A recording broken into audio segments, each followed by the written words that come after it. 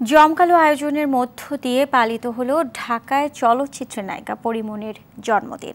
রোববার সন্ধ্যায় রাজধানীর একটি 5 তারকা হোটেলে সীমিত পরিসরে কাছের মানুষদের নিয়ে জন্মদিনের কেক কাটেন পরী।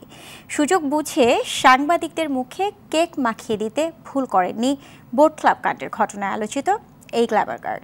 আব্দুল শাহরের সহায়তায় আরও জানাচ্ছেন দীপ্ত চন্দ্রপাল।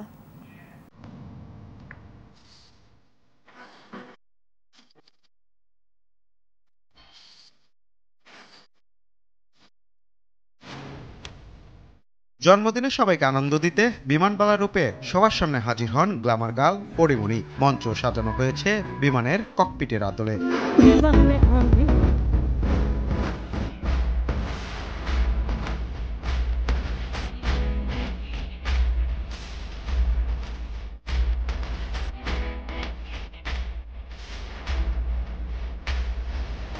পরীমনির জন্মদিন মানেই বিশেষ চমক। প্রতি বছর দিনটি ঘিরে নানা পরিকল্পনা করেন রূপালী পর্দার এই নায়িকা। এবারও তার ব্যতিক্রম হয়নি। বিশেষ আয়োজনে নিজের জন্মদিন পালন করেছেন।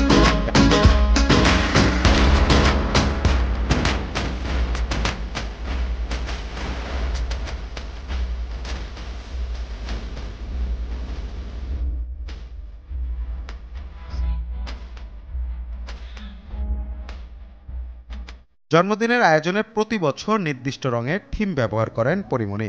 আমন্ত্রিত অতিথিরা সেই রঙের ড্রেস কোড মেনে অনুষ্ঠানে আসেন। এবারের ড্রেস কোড ছিল সাদা লাল।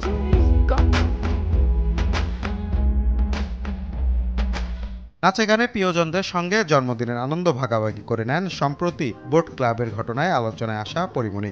সুযোগ বুঝে সাংবাদিকদের মুখেও কেক মাখিয়ে দিতে ছাড়েন। লোকে ভাববে আমি। দীপ্ত চন্দ্রপাল, RTV।